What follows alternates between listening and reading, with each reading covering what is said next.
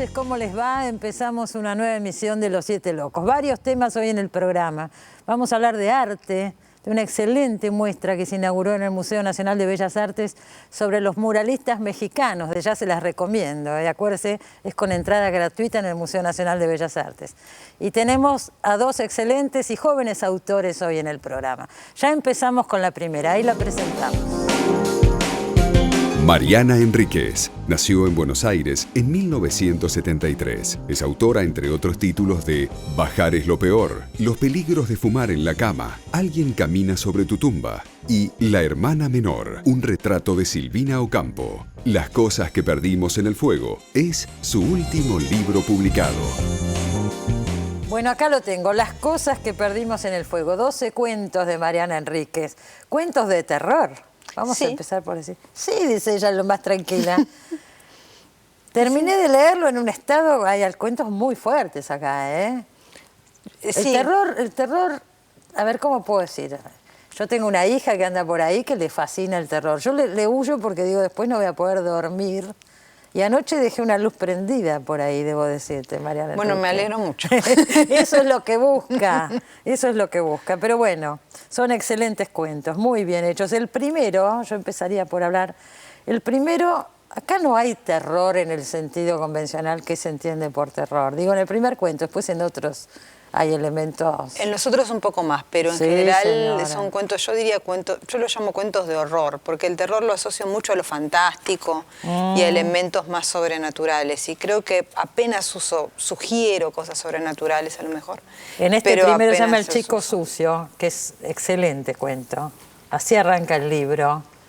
Hay una crítica social fuertísima. Vamos a decir que esa crítica social está a lo largo de todo el libro. Sí, lo trato de trabajar de esa manera, el terror y el horror. O sea, como hacerlo muy contemporáneo, muy urbano y con una mirada más política, más social. No quiero que sea... Sí, claro, como inscrito más en la tradición de la literatura argentina que de la literatura más de laboratorio, más anglosajona, si querés. Totalmente.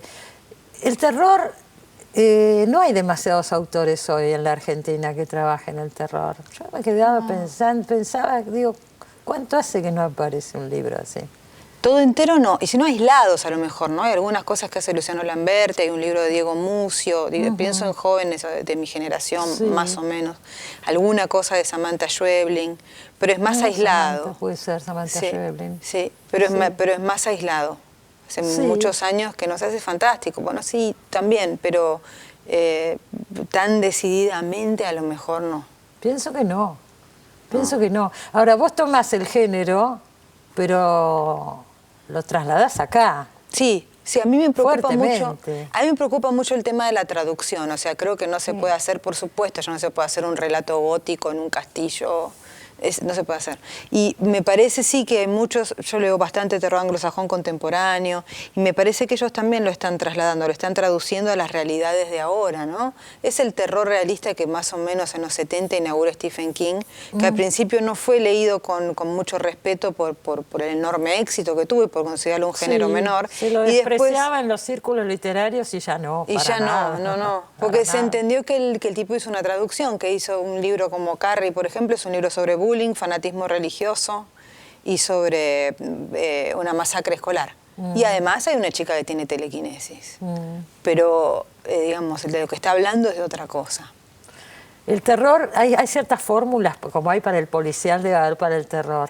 Meterlo en la escena cotidiana, por ejemplo. Ahí es donde produce más miedo. En el mundo de uno. Y de golpe aparece el elemento, ¿no? Porque es hacerlo, ahí lo metes en el siniestro. Ese es meterlo en el siniestro. Claro, hacer que lo familiar ya no sea tan familiar, esté contaminado, esté contagiado. Que esté adentro de la casa. Sí, bueno, hay muchas casas, es un libro lleno de casas. Sí. Pasan cosas que rozan a veces la fantasía también, ¿no es cierto? Digo yo. Sí, pero hay muchos de los terrores son casas donde desaparece gente, vecinos que tienen unos intrusos un poco extraños. Sí, bastante te diría. Ese es el que más miedo me dio. Bueno, ese es el más de terror de todos. Ese es de terror. Ese sí es un cuento de terror. No contamos nada, pero no vamos a contar lo tiene que leer, pero ese sí es de terror. Ahora, vos decías, hay mucha gente que desaparece, hay varios acá que desaparecen. Sí, sí. Digo, en un país donde hemos tenido desaparecidos, porque inevitablemente te lleva a una lectura política. Inevitablemente, inevitablemente, porque además, incluso desde lo semántico, ¿no? El aparecido es un fantasma. Y uno escribe cuentos de terror y se escribe dentro de la tradición del cuento de fantasmas, el otro nombre es desaparecido. Desaparecido es como su compañero inevitable, y ahí ya hasta semánticamente es inevitable la asociación. Y por supuesto yo no la eludo, porque yo estoy escribiendo dentro también de mi historia. Sos consciente cuando pones una palabra de lo que estás poniendo. Exactamente, obviamente. sí. Pero son otro tipo de cosas. Un tema importantísimo en este libro es la mujer. Por empezar, porque 11 de los 12 cuentos son cuentos de mujeres, están protagonizados por mujeres. Son todas narradoras femeninas, o sea, además narran, son las narradoras. Sí. Personajes muy especiales, porque tampoco yo puedo decir que sea una lectura feminista. Las muestra a veces bien y a veces mal, ¿no es cierto? Depende, elegí, a mí lo que me pasó, digamos, el tema de algunos me han dicho, sí, bueno, es una lectura feminista. Yo creo que lo que me pasó como escritora fue que las voces de las mujeres crecieron tanto y se hicieron tan fuertes que obligaron que esos hombres estén un poco disminuidos, digamos, ¿no? Es un tema más literario que otra cuestión, porque realmente estaba buscando voces de mujeres. Ahora, son narradoras muy poco confiables. Son muy poco confiables en el sentido que, qué sé yo, la narradora de Otra vuelta de tuerca de Henry James es poco confiable. O sea, está totalmente loca y tiene fantasías filoeróticas con ese dueño de la mansión en la que está, o hay fantasmas en serio. Es una tradición muy del gótico también, el de la mujer. Entonces, quiero decir, también viene como de una tradición literaria. Y luego, bueno, hay un cuento que es a lo mejor el cuento más claramente terrorista, yo no diría de terror, que es el cuento de las mujeres que se incendian ellas mismas. El título del libro, las cosas título que del perdimos libro. En el fuego. Claro, que es un cuento como de brujas contemporáneo y es un cuento como si de acción extrema feminista, como de un grupo radical extremo, algo así. Las mujeres deciden quemarse, no ser quemadas, sino quemarse. Sí, tomar control de su cuerpo y decidir como un nuevo tipo de estética, un nuevo tipo de... Es durísimo. Sí, claro.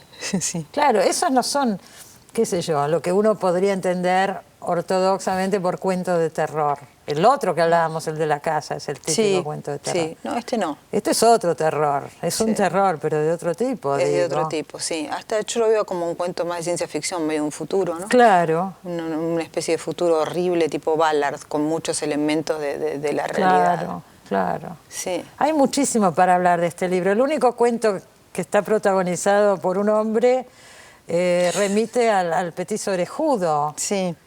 Porque otro tema que aparece mucho en el libro son los chicos. Sí. El petiso orejudo le gustaba matar chicos. Sí, era un asesino de niños. Era un asesino de niños. Y él mismo, cuando empezó a tener sus fantasías criminales, era muy chiquito. 7, 9 años. 7, 9 años, sí, 7, 9 años, sí. Y creo que el primer crimen era un adolescente, pero un adolescente joven, no un adolescente de 14, una cosa así. Así que él mismo era un niño matando niños. Era un niño matando niños. Y acá es un aparecido, porque se aparece, se le aparece al narrador, ¿no? Sí, aparece como fantasma. Pero es un fantasma argentino, ¿no? Es un fantasma argentino. Pero vos fíjate, está ese cuento. ¿Cómo se llama ese cuento? Pablito clavó un clavito. Ahí está. Pablito clavó un clavito. En ese cuento, además de esta historia, está contando otra, que es otra historia de terror, que es la pareja del protagonista con su mujer. Hay mucho de eso acá.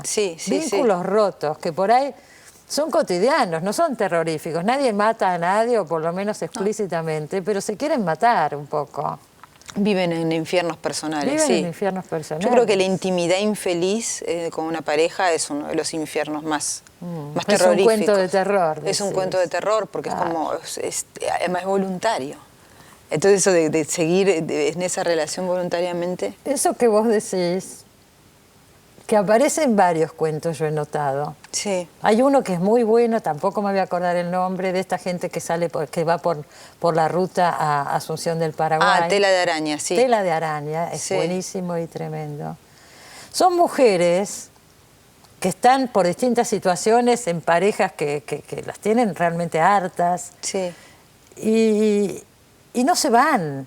Son bastante sumisas en ese sentido.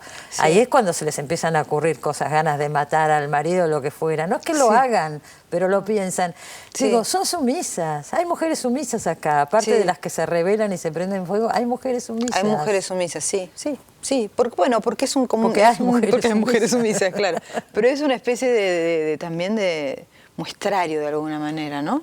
Está como la mujer, la chica del chico sucio, es como una chica independiente que vive sola en un barrio peligroso y cree que puede dominar esa situación y no tanto. Están las adolescentes enloquecidas. A mí me gustan mucho los cuentos de adolescentes, mujeres, todas juntas. Me parece que tiene una energía de verdad particular y además literariamente me gusta cómo funciona. Ese es el grupo de chicas durante la época de la caída de Alfonsín. Sí, otro momento de terror, por lo menos para mí. Yo tenía esa edad y para mí era el fin del mundo. Claro.